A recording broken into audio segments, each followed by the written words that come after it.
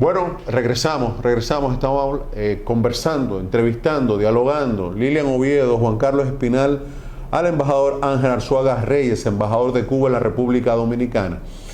Y dejamos el último pedacito, Lilian, con el tema de la captura de Fidel luego del Moncada en la ladera, ¿no?, de ese campito, específicamente en un lugar abandonado donde habían medianos productores en el área. Campesinos, guajiros. Entonces, ¿qué ocurre? El soldado o los soldados y el oficial que llega allí tiene contacto con Fidel, lo captura, cae arrestado. Entonces ahí es que entra el embajador. Ajá. Ese teniente del ejército de Batista conduce a Fidel hacia Santiago de Cuba. Y por el camino, uno de los generales asesinos para la patrulla y conmina al teniente que le entregue a los prisioneros. Y él plantea con firmeza que respetaba su jurado, pero que esos eran sus prisioneros y que no iban a entregar a los prisioneros ni a Fidel.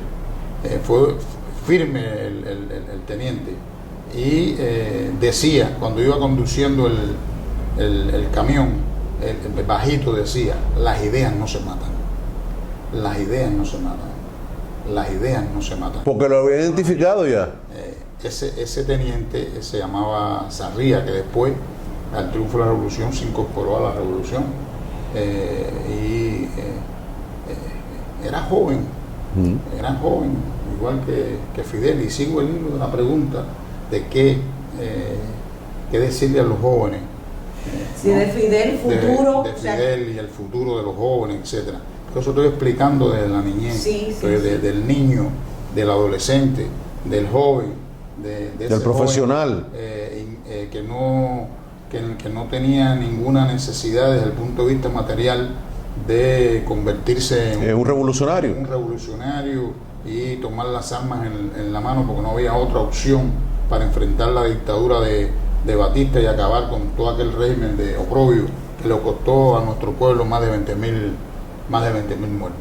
Pero ese joven teniente Sarría, del ejército rebelde de Batista, de la dictadura batistiana, fíjense usted cómo él intuye a Fidel, y como planteando: las ideas no se matan, las ideas no se matan, las ideas no se matan. Es la fuerza de la autenticidad. Y no lo entregó como querían ellos.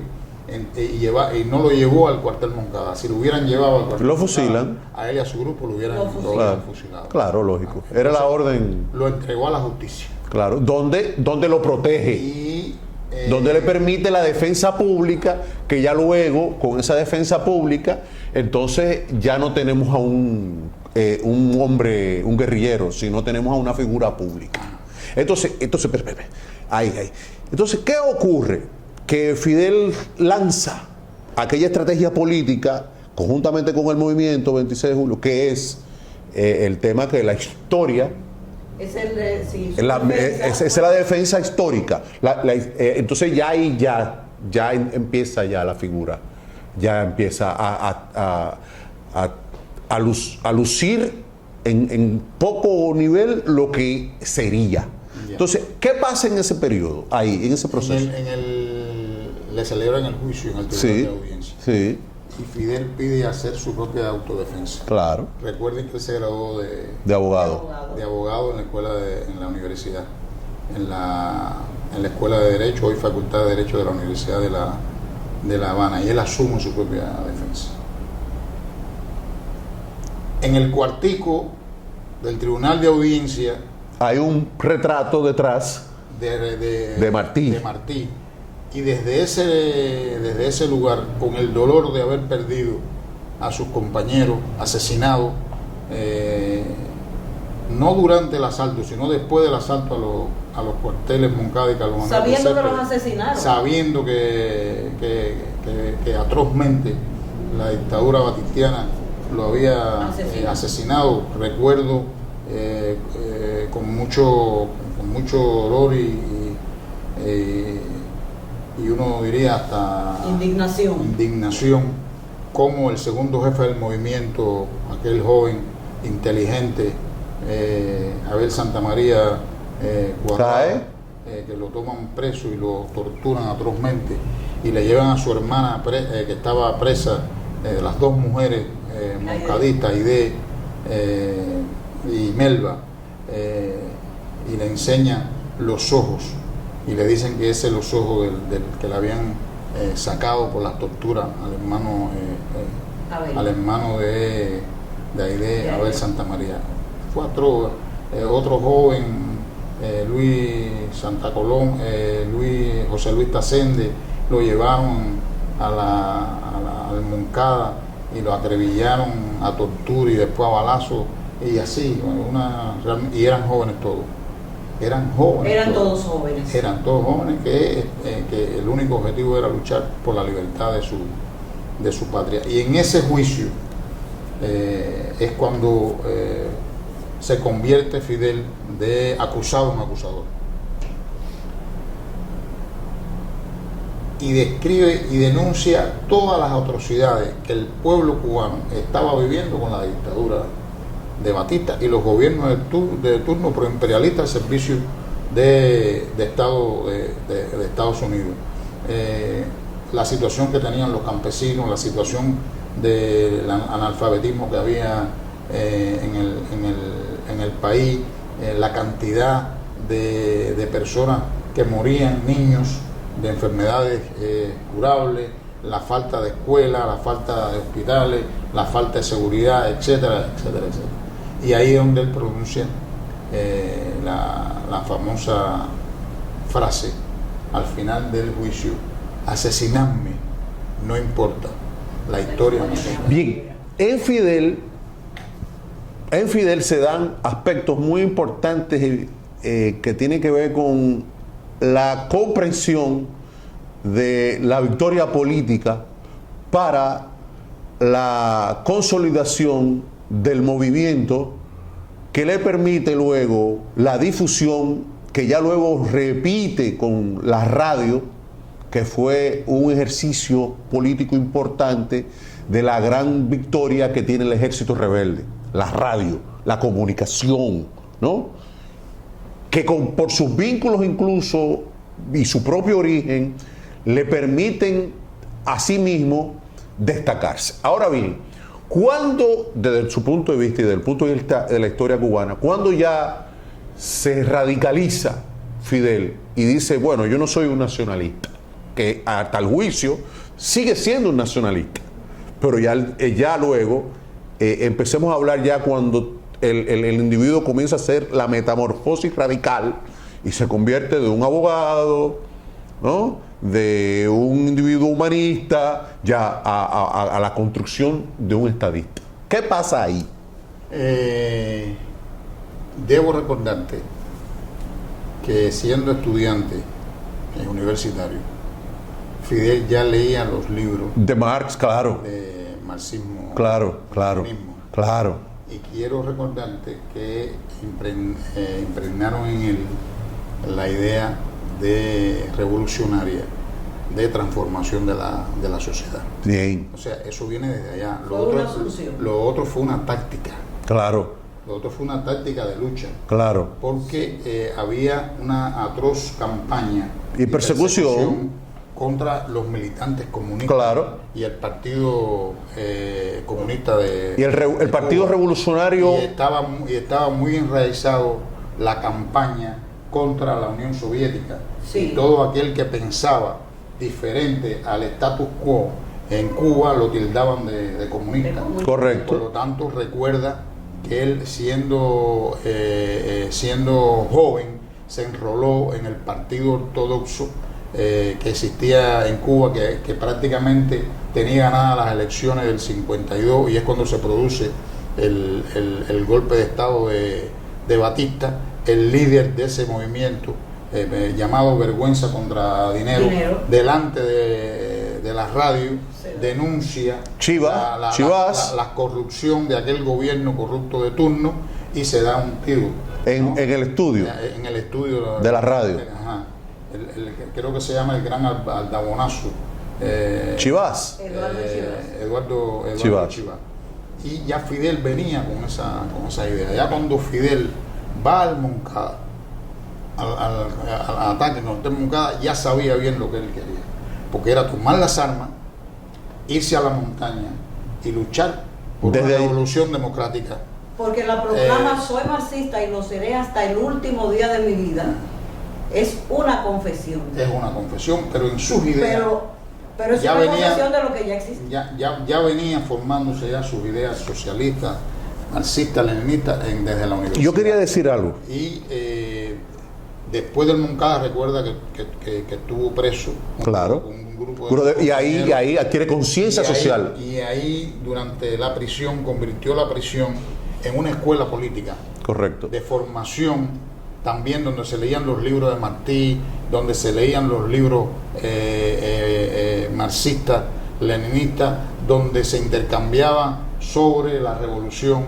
Y cuando se da en el año 55, cuando se da la amnistía por la presión popular de los presos políticos, la situación que había en los presos políticos y en la sociedad, que salen liberados por la presión popular, ellos deciden continuar la lucha fuera del país. Pero yo creo que él se convence en México. Y él en México, entonces... Yo creo que él finalmente, perdón.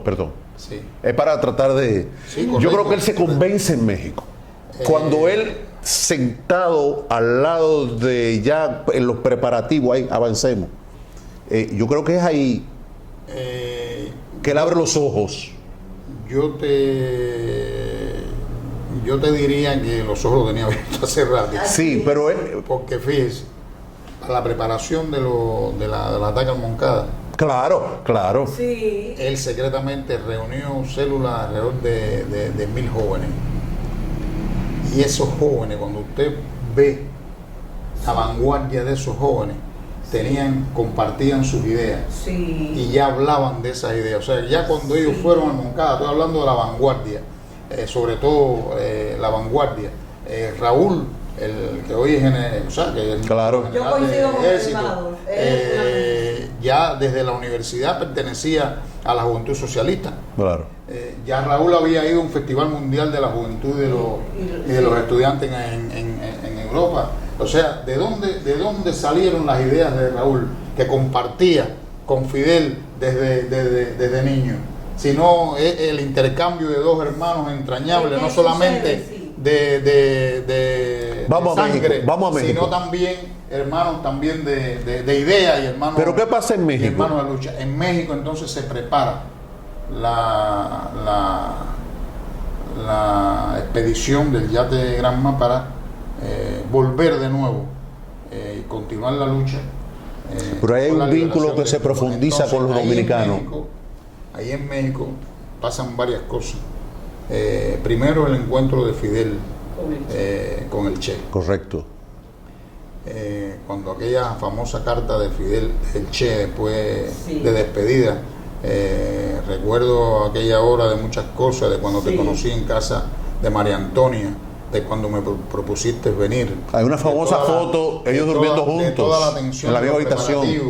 Un día pasaron preguntando a quién debían avisar en caso de muerte y la posibilidad real del hecho nos golpeó a todos. Después supimos que era cierto, que en una revolución se triunfa, se muere, si es verdadera. Graba eso, si es verdadera. Y es la revolución cubana. Se prepararon allá. ¿Por dónde allá penetran? estuvieron presos. Ajá, sí. Allá estuvieron presos también. Después fueron perseguidos y tuvieron que salir de manera subrepticia rápida porque habían sido denunciados y estaban perseguidos. Sí. Recuerden que en todos esos lugares también la inteligencia del imperialismo estaba en las dictaduras, ¿cómo se llama? Funcionaban. Claro. Y sobre todo de ello Bosch escribió Póker de espanto en el Caribe, que refleja todo ese tipo de engranaje de la inteligencia imperial en ese momento norteamericana. Y aquel entonces 25 de noviembre de 1956, en el yate Granma, un yate de recreo que cabía unas 30 personas, viajaron a Cuba 82 expedicionarios. Los dominicanos deben saber que esa nave fue piloteada, fue llevada a cabo por un gran dominicano que combatió luego aquí a los Yankees En el 65. y que no ha recibido Pichirilo pues de parte del establecimiento local la dimensión real de Pichirilo. Bueno, Pichirilo fue uno de los timoneles del barco Granma. Sí. Ellos se habían conocido Fidel nunca lo olvidó. en Cayo. Porque hay una Cayo anécdota Confite. que le hace a Ramonet que el Granma tiene problemas mecánicos y quien arregla parte del problema mecánico es Pichirilo, por la experiencia que tenía previa. Salen en una noche tormentosa. Correcto. 82 jóvenes expedicionarios. Había un acuerdo y una coordinación entre los jóvenes combatientes de la clandestinidad en Santiago de Cuba y los expedicionarios Que al llegar, de llegar a las costas cubanas el día 30 de noviembre. pero había un problema de fango. Entonces, el día 30 de noviembre, para cubrir el desembarco del Granma, se produce el alzamiento de los jóvenes revolucionarios en Santiago de Cuba. Se produce ese levantamiento y el barco no llega. Primero, por la travesía, la dificultad marítima. La travesía. Segundo, porque en la travesía se cae un hombre al agua, Sí. un expedicionario al agua. Sí. Y Fidel mandó a detener el barco. Para no perder Y dijo, hasta que no encontremos ese hombre, no llega. no continuamos. Y sabíamos, ¿no?, que se estaba jugando la revolución Claro. por la coordinación que se había hecho. Sin embargo, y eso lo aprendimos nosotros de Fidel, y los jóvenes deben saber eso. O sea, la vida de un hombre en cualquier condición es importante. De ahí sale la anécdota aquella que cuánto le pregunta a Raúl cuántos fusiles tenemos. Posteriormente. Después de varias horas, encuentran a ese expedicionario y lo encuentran vivo.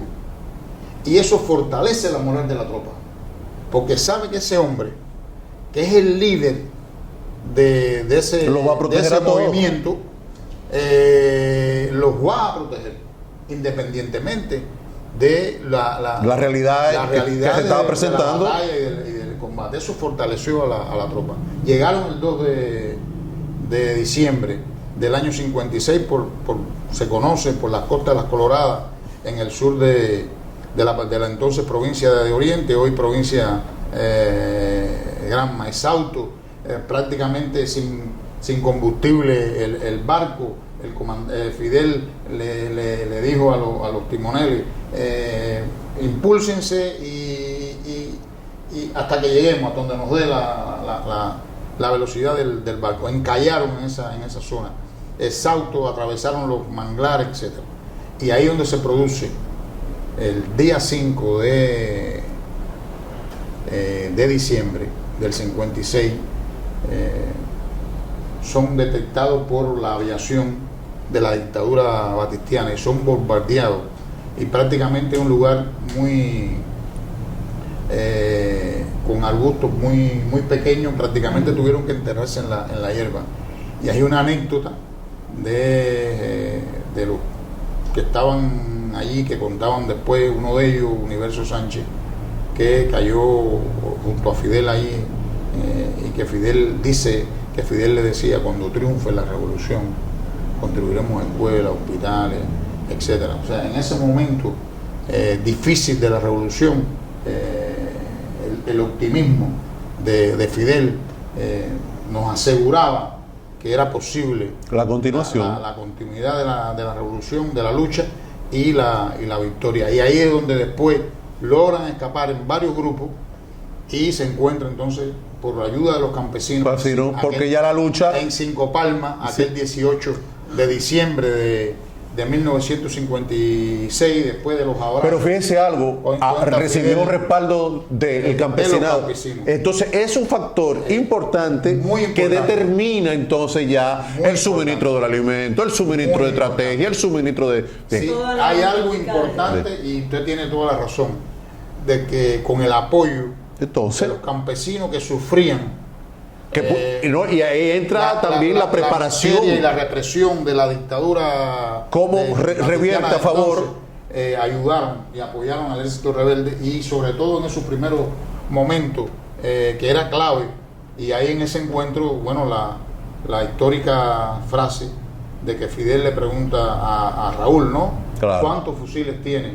Y Raúl le dice 5, y Fidel dice 2, como el mío, son 7. Ahora sí ganamos la guerra. Sí. O sea, claro. Fíjense el optimismo de Fidel, ¿de dónde viene? Pero era un mensaje político. El juicio del Moncada, la historia me absorberá. Sí, pero el tema, él iba hilando, él sabía que el proceso del tema político, los medios de comunicación, ya en ese momento la lucha se estaba desencadenando internamente, había un vacío, y Fidel ya sabía que había un vacío. Fidel tenía la seguridad de por la situación económica, social, eso se iba a derrumbar de Cuba, estaban creadas las condiciones para objetivas y subjetivas para el proceso, para llevar a cabo la lucha y lograr el triunfo de la revolución. Es la seguridad de Fidel también en su pueblo, en el pueblo cubano, y eso es clave, y de ahí entonces vamos a una pausa ahí. Sí, correcto, se continuó la lucha en las montañas, que se conjugaba la lucha en las montañas del ejército rebelde y la clandestinidad en el llano. Esa combinación, esa unidad entre ambas fuerzas llevó a que en las montañas se fortaleciera el ejército rebelde. Claro, y se convirtiera en un ejército. Bien, por un tema de tiempo, ya para la última parte que será, hay aspectos fundamentales como la crisis de los misiles. Hay aspectos fundamentales como la declaración aquella de que declaro el carácter socialista de la revolución. Hay un tema del bombardeo del avión de Cubana de Aviación, del saboteo y todo eso. Y hay una figura muy importante en la historia que define a Fidel, y también el respeto que se ganó ya Fidel cuando Fidel visita a Nixon, que está en ropa ya de chamaco, luego ya es presidente de Cuba. Entonces, eso hay que verlo en ese contexto, y ese es el contexto geopolítico que nosotros, ya con los minutos que nos quedan en la parte final, lo podamos abordar. Y también hay otra parte decisoria de su historia, que lo inmortaliza, que dice, no importa si cayese mañana Europa del Este y Rusia, nosotros la revolución continuará, que es ya lo que independiza realmente y le da legitimidad ante el mundo, que ya se convierte en lo que es lo que él había venido construyendo. No, y la fuerza del liderazgo de Fidel. Pausa, regresamos, estamos hablando con Ángel Arzuaga Reyes, embajador de Cuba en la República Dominicana, con Lilian Oviedo, la periodista Lilian Oviedo, todo el personal técnico, que aquí hay como 60 camarógrafos, y regresamos en breve.